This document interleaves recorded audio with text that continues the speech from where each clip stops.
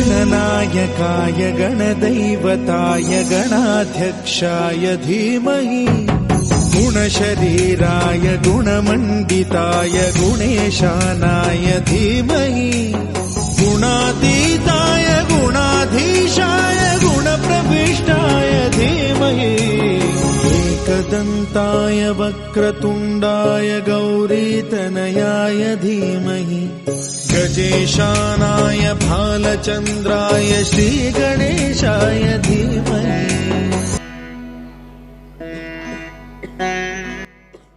राधे राधे मित्रों, आप सभी का वेलकम हो गया है मेरे चैनल वैदिक कंसोटिया फैमिली पर। आपको पता है ये फैमिली चैनल है, तो इसके ऊपर मस्ती मजाक के साथ साथ हम आपको वैदिक ज्ञान भी देते हैं। और आप लोगों को पता होगा कि हमारा भागवत के अध्याय चल रहे हैं, मैं घर पर ही पढ़ रहा हूँ, आपको पहले भी बता चुका हूँ मैं। तो पहले अध्याय की वीडियो पे इतने ज़्यादा लाइक्स नहीं आए हैं, शायद आप लोगों को नोटिफिकेशन नहीं गया होगा, तो इसलिए आप बेल का बटन ज़रूर दबाएं ताकि आपको नोटिफिकेशन जाए। तो हम दूसरे अध्याय के बारे में बात करते हैं। तो दूसरे अध्याय के अंदर भगवान श्री कृष्ण जो है अर्जुन को बोल रहे हैं कि आप खड़े होकर के युद्ध कीजिए अर्जुन, और आप इस पाप और पुण्य के चक्कर में फंस करके मत रहिए। जब आप अपने जितने भी कार्य, जो भी आपके कर्तव्य भगवान ने आपको बना करके भेजा है, आपके जो भी कर्तव्य हैं आप उसका निर्वाह कीजिए और अपने कर्म फल को त्याग कीजिए। मतलब अपने कर्म फल से होने वाले जो क्या कहते हैं कामनाएं जो हैं उनको त्याग कीजिए, और कर्म आपका प्रधान है, आप फल की अपेक्षा नहीं कर सकते। मतलब जैसे कि आप मान लीजिए मैंने 100 रुपये जोड़े, FD करी फॉर एग्जांपल, है ना, वो मेरे को 20 साल बाद जो है वो 100 रुपये के मेरे को 10,000 रुपये मिलने वाले हैं, ठीक है। अब वो 10,000 रुपये मेरे को मिलने वाले हैं, मैं उस चीज़ के लिए संतुष्ट हूँ कि हाँ मेरे को 10,000 मिलने वाले हैं, कल को मेरे बच्चों को वो काम आएंगे, ठीक है ना। 5 साल हो गए, 6 साल हो गए, ठीक है ना, 10 साल बाद वो मेरे को 10,000 मिलने वाले हैं, तो मैं संतुष्ट हो चुका हूँ। अब 8 साल हो चुके हैं, अब वो मेरे पैसे पड़े हुए हैं, मैंने पूरा प्री प्लान कर करके मतलब अपना कर्म किया, और फल की मतलब फल सोच करके उसका मैंने कर्म किया। मान लो बैंक में चोरी हो जाती है, बैंक ये बोल देता है कि हम किसी भी प्रकार की FD या किसी भी प्रकार का क्लेम नहीं करता, ठीक है ना। अब ये तो हो गई मतलब वैसे बात। अगर मान लो आपने घर में सोना जोड़ के रख रखा है कि हाँ जी मेरी बेटी की शादी में ये काम आ जाएगा, मैंने उठा करके रख दिया कि मेरी बेटी तो बहुत अच्छा सोना लेकर के जाएगी यहाँ से। फिर आने वाले समय में क्या होता है, घर धन जो हमारा पड़ा है वो चोर भी चुरा करके ले गए। तो क्या आप अपने कर्म के जो आपके फल हैं उस पर आपका अधिकरण है? नहीं, आपके कर्म फल पर आपका कोई अधिकरण नहीं है। आपने भागवत का श्लोक भी पढ़ा होगा, कर्मण्येवाधिकारस्ते माँ फलेषु कदाचन माँ कर्म फले हेतुर्भुल्य नाहो संगोत्स कर्मणि। मतलब आप सिर्फ और सिर्फ कर्म प्रधान हैं, आप फल को नहीं आप निश्चित कर सके कि क्या आपका फल है और किस प्रकार का आपको वो फल मिलेगा। तो आगे बात करते हैं। तो अर्जुन को कहते हैं कि तू अपना कर्म कर और अपने कर्म फलों को मुझ में समर्पित कर। मैं परमात्मा हूँ और मैं तुझे ये आज्ञा देता हूँ कि तू खड़ा हो और युद्ध कर। तो अर्जुन कहता है कि मैं समझ नहीं पा रहा हूँ आप क्या कहना चाह रहे हो, कि आप बोल रहे हो कि एक तरफ कह रहे हो कि कर्म कर और दूसरी तरफ कह रहे हो कि सकाम कर्म कर। सकाम कर्म के लिए तो मुझे क्या कहते हैं कामना रखनी पड़ेगी, और कामना तो मेरी बेकार जा रही है। ये मतलब मेरे को तो स्वर्ग लोक कभी भी नहीं मिल पाएगा इस चीज़ से। तो अर्जुन को श्री कृष्ण जी कहते हैं कि जो इस स्वर्ग और नरक के चक्र में बंध कर रह जाते हैं वो कभी भी भगवत धाम नहीं जा पाते। वो सिर्फ इंद्रियों के बारे में बात करते हैं। जैसे हमारी 5 इंद्रियां होती हैं, ज्ञान इंद्रियां, और उसके बाद होती हैं हमारी कर्म इंद्रियां। ज्ञान इंद्रियां हो गई हमारे जैसे आँख, नाक, कान, जीभ और त्वचा, स्पर्श, ठीक है ना, ये हो गई हमारी ज्ञान इंद्रियां। इन पर हमें, और हमारी टोटल जो 10 इंद्रियां होती हैं, इन पे हमें काबू रखना चाहिए।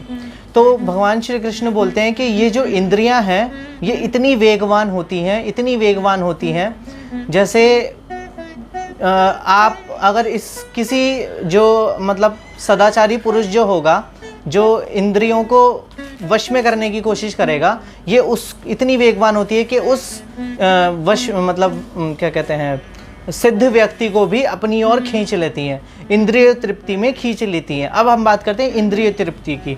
इंद्रिय तृप्ति क्या है? इंद्रिय का मतलब हो गया हमारी इंद्रिय, ज्ञान इंद्रियां, जैसे हम जानते हैं। तो इंद्रियों की तृप्ति मतलब इंद्रियों को तृप्त कैसे किया जाएगा? इंद्रियों की तृप्ति हो गई, जैसे हमारी आंखें हो गई जी, अच्छी अच्छी मूवीज़ देखनी है हमें कोई मतलब ये नहीं है कि बेफालतू की लड़ाई झगड़े वाली मूवीज़ देखनी है ना। मैं किसी फला एक्टर का नाम नहीं लूँगा, जैसे क्या कहते हैं, बहुत बेकार मूवीज़ बनाते हैं, उसमें लड़ाई झगड़ा और मतलब प्यार प्रेम शांति कुछ नहीं, कुछ दीन धर्म कुछ नहीं होता, और मतलब ऐसे ही बिना बात की मूवीज़ चलती रहती हैं। और जो अच्छी मूवीज़ होती हैं हमारे यहाँ पर, वो तो कोई देखना पसंद नहीं करता, जैसे कि बहुत सारी मूवीज़ हैं, आपने भी देखी है। और जैसे अगर हम कानों की तृप्ति के लिए देखें तो कानों की तृप्ति के लिए जैसे कोई अच्छे शांति वाले भजन या शांति वाले कुछ गाने, कुछ मोटिवेशनल गाने या मोटिवेशनल कोई सॉन्ग्स हो गए हमारे, तो वो कोई सुनना नहीं पसंद करेगा, या कोई ज्ञान की बात सुनना पसंद नहीं करेगा।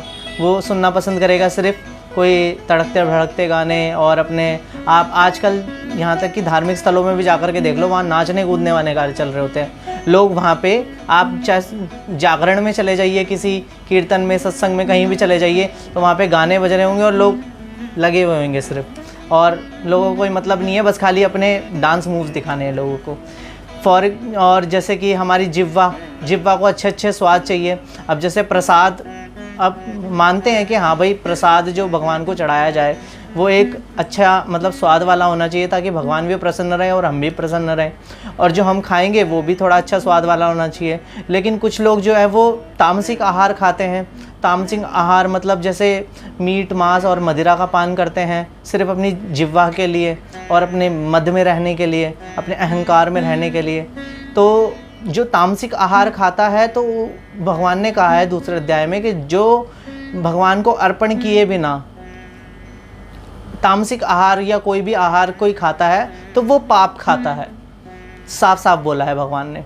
और जैसे हम त्वचा की बात करें तो सबको अच्छे स्पर्श चाहिए, किसी को अपने क्या कहते हैं, किसी को अपनी शैया ऐसी चाहिए, किसी को अपना क्या कहते हैं एसी चाहिए, कोई एनवायरनमेंट के बारे में नहीं सोचता।